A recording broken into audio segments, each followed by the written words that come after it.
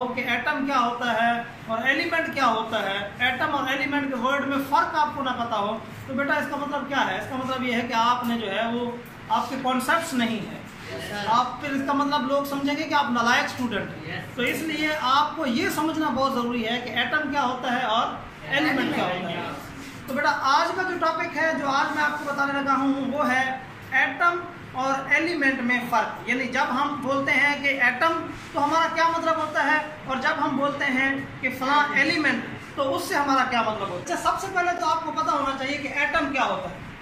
तो आपको पता है कि एटम जो है वो स्मॉलेस्ट पार्टिकल है। एटम जो है वो स्मॉलेस्ट पार्टिकल है जो एक मादे का बुनियादी ज़र्रा है। मादे का एक मादे का बुनियादी ज़रा स्मॉलेस्ट पार्टिकल है। एटम इलेक्ट्रॉन, प्रोटॉन और न्यूट्रॉन से बना होता है, लेकिन वो एक बुनियादी ज़रा है जिससे फिर बाकी सारा मादा बना होता है। तो इसलिए आपने ये बात पहले ध्यान में रखनी है। एटम क्या होता है, एटम का थोड़ा सा मैं आपको तस्वीर जो है वो रिपीट करवा देता हूँ। मिसाल के तौर पे मैं कार्बन का एटम बनाने लगा हूँ। क्या? कार्बन का एटम। आपको पता कार्बन के एटम के न्यूक्लियस में जो है प्रोटॉन्स की तादाद कितनी होती है? 6। और न्यूट्रॉन्स की तादाद कितनी होती है? 6। और उसके गिर्द इलेक्ट्रॉन्स होते हैं। उसके गिर्द इलेक्ट्रॉन्स होते हैं। अब ये मैंने एक इलेक्ट्रॉन जाहिर किया, ये 2 इलेक्ट्रॉन। आपको पता है पहले शरीर में 2 इलेक्ट्रॉन होते हैं, फिर दूसरे में 8। वैसे 8 आ सकते हैं, लेकिन इसमें तो कुल, क्योंकि 6 प्रोटॉन है तो कुल 6 इलेक्ट्रॉन होंगे ना। तो दूसरे शरीर में 4 इलेक्ट्रॉन आएंगे। तो एक एटम के अंदर जो है वो मैंने एक एटम आपको कार्बन का बना के दिखा दिया है। इसको कार्बन एटम बोलेंगे। कार्बन आपको पता है इसका एटॉमिक नंबर क्या है? 6। और इसका मास क्या है? 12। इसका मास है जी 12। तो ये आपके पास कार्बन का एक एटम है। आपको पता है एटम जो है वो सेंटर में प्रोटॉन और न्यूट्रॉन होते हैं, जिसकी वजह से एटम का मास होता है और उसके गिर्द इलेक्ट्रॉन्स होते हैं। तो ये एक एटम होता है। मेरी बात समझ आ गई? इसको क्या कहते हैं? एटम। अच्छा, कार्बन का ही एक और एटम होता है। कार्बन का ही एक और किस्म का एटम होता है। वो कौन सा? वो देखिए, फर्स्ट किया ये प्रोटॉन जो है 6 हों और न्यूट्रॉन जो है वो 7 हों, तो भी वो एटम क्या कहलाता है? कार्बन का एटम। इलेक्ट्रॉन उसमें भी इसी तरीके से जो है, यानी प्रोटॉन जो है वो 6 तो इलेक्ट्रॉन भी 6 होंगे। आपको पता है प्रोटॉनों और इलेक्ट्रॉनों की तादाद एक न्यूट्रल एटम में हमेशा बराबर होती है। प्रोटॉनों और इलेक्ट्रॉनों की तादाद एक न्यूट्रल एटम में हमेशा बराबर होती है।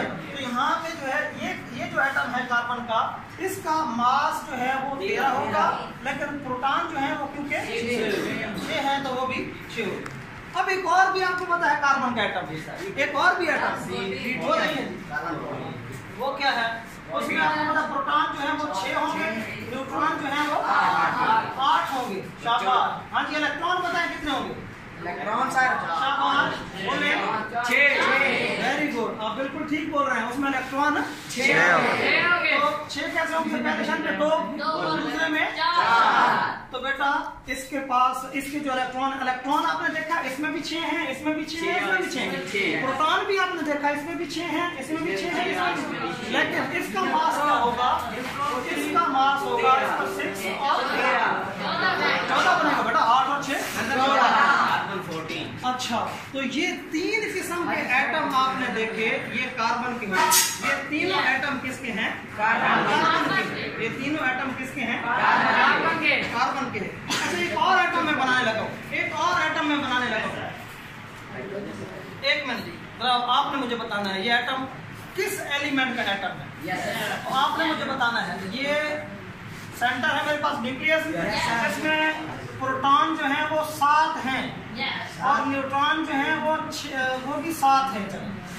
वो भी क्या है? 7 हैं। आपको इसमें जो है 2 कितने इलेक्ट्रॉन होंगे? पहले शरीर में 2। अच्छा, दूसरे में बेटा कितने होंगे? 5। आप तो बड़े लायक बच्चे हैं। दूसरे में कितने होंगे? 5। ये हो गया 3 4 और 2 2 4 2 6 और 1 7। तो इसमें प्रोटॉन कितने होंगे? 7। तो अब बेटा यहाँ पे अगर मैं इसका नाम लिखूँ तो आप बताएं इसका नाम क्या होगा? नाइट्रोजन। अच्छा, एक बात बताया मुझे, इसका वैसे मास कितना बन रहा है? 7 14। तो मास तो इसका भी 14 है। मैं कार्बन का लिख दूं?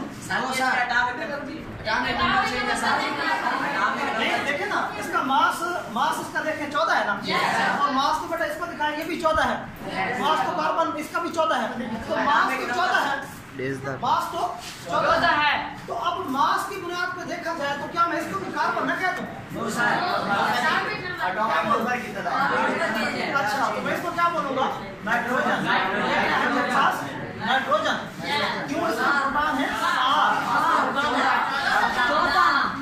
अच्छा, तो यहाँ पे एक बात समझ आ गई कि एटम की पहचान, जो बात असल में मैं क्लियर करना चाह रहा था यहाँ पे, गौर से सुनिएगा, अब अहम बात करने लगा।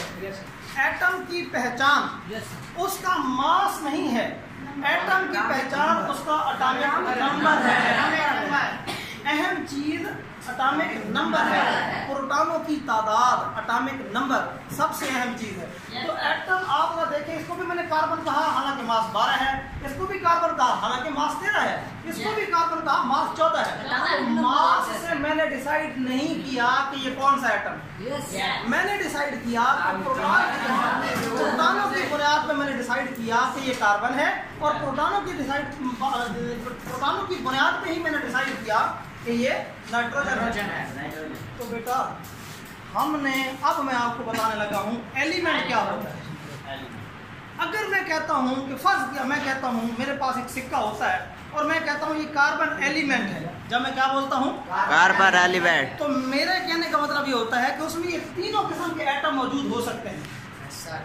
जब मैं बोलूँगा मेरे पास कार्बन एलिमेंट है, तो मतलब मैं ये कहना चाहता हूँ कि इसमें आपको पता है सिक्के के अंदर तो अरबों खरबों एटम होंगे, वो सारे एटम ऐसे होंगे कि उनमें प्रोटॉनों की तादाद 6 ही होगी, मास मुख्तलिफ हो सकता है।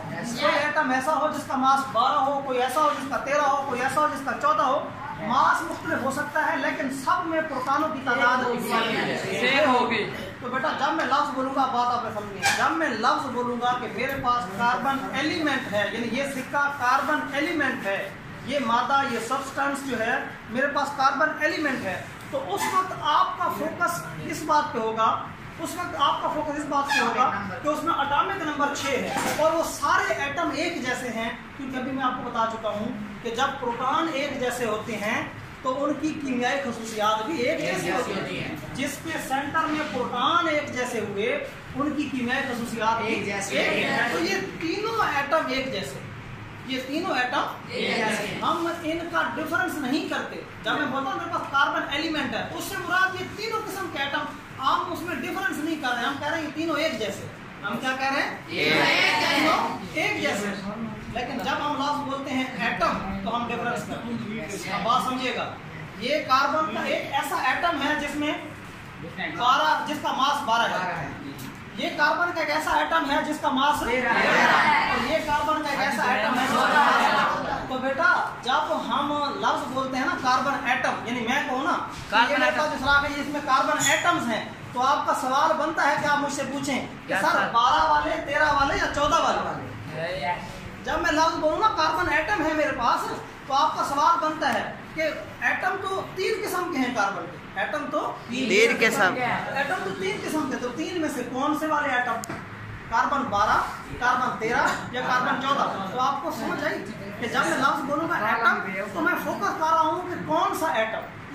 एक एलिमेंट के अंदर एक जैसे एटम होते हैं, एक एलिमेंट के अंदर एक जैसे एलिमेंट की हम तारीफ समझेंगे वो ये होगा कि एक एलिमेंट जो है वो ऐसा सब्सटेंस है, ऐसा मादा है जिसके अंदर सारे एटम एक जैसे हैं। और एक जैसे हम किस बुनियाद पे कह रहे हैं? उनमें प्रोटॉनों की तादाद एक जैसे है। जब हम लफ्ज एलिमेंट बोलते हैं तो हम डिफरेंस नहीं करते कि उनका मास क्या है, और हम उनको एक जैसा बोलते हैं एटॉमिक नंबर की बुनियाद। यहीं से आपका आइसोटोप का कॉन्सेप्ट भी क्लियर हो जाएगा। ये आपस में आइसोटोप कहलाते हैं। यानी एक, अब नई तारीफ सुने, एलिमेंट की नई तारीफ सुने, एलिमेंट की एक और तारीफ सुने, एक जैसे एटम सुने, जो सारे एक जैसे, यानी जो एटम एक जैसे होते हैं सारे एटॉमिक नंबर की बुनियाद पर, आइसोटोप्स। तमाम आइसोटोप्स जो है वो एक एलिमेंट होते हैं। यानी मिसाल के तौर पे कार्बन है ना, तो इसके तीनों आइसोटोप्स जो हैं अगर वो इकट्ठे हम बोलें तो वो एक एलिमेंट है, कार्बन एलिमेंट। इसी तरीके से नाइट्रोजन के भी आइसोटोप्स हैं, तो नाइट्रोजन के तमाम आइसोटोप्स नाइट्रोजन एलिमेंट के नाम के नीचे आ जाएंगे। आपने देखा है, आप पीरियोडिक टेबल पढ़ रहे थे, पीरियोडिक टेबल में आपने क्या नोट किया है कि हर एलिमेंट को एक डिब्बा दिया गया है। मिसाल के तौर पे कार्बन के लिए एक जगह बनाई गई है, नाइट्रोजन के लिए एक जगह बनाई गई है, ऐसा है या नहीं? क्लोरीन जो है उसके लिए एक जगह बनाई गई है। अगर मास की बुनियाद पे देखें तो क्लोरीन 35 भी होता है, 37 भी होता है। तो हमने जो पीरियोडिक टेबल बनाया है उसमें हमने क्या किया है, क्लोरीन को एक ही जगह दी है। बेटा वो जो एक जगह दी है वो क्लोरीन एटम के लिए है या क्लोरीन एलिमेंट के लिए? एलिमेंट के लिए। अब आपको एलिमेंट और एटम का सही फर्क समझ आ गया है कि वो जगह एलिमेंट के लिए, यानी जो पीरियोडिक टेबल में, अच्छा पहले जो पीरियोडिक टेबल था, वो जो पुराना पीरियोडिक टेबल था जो एटॉमिक मास की बुनियाद पे था, उसमें एक बहुत बड़ी गलती थी। वो यही थी कि उसमें जब मास की बुनियाद पर तरतीब देते थे तो अब मास की बुनियाद पर देखें तो कार्बन को तो 3 पोजीशनें मिलेगी, कार्बन 12 को और दे पोजीशन दे, 13 को और दे, 14, हालांकि तीनों एक जैसे, केमिकली तीनों एक जैसे, कीमियाई तौर पे तीनों एक जैसे हैं। कीमियाई खसूसियात का ताल्लुक है प्रोटॉनों से, प्रोटॉन तीनों में है बराबर, तो कीमियाई तौर पे एक जैसे हैं और जो है वो यानी मास के लिहाज से मुख्तलिफ हैं। तो हमें उनको एक ही जगह देनी चाहिए थी, इसलिए हमने जो है वो लफ्ज़ एलिमेंट बना के सारे जो एक जैसे एटम हैं वो उसके अंदर रख दिया। अब आपको एलिमेंट और एटम में कोई फ़र्क पूछेगा तो समझा पाएंगे?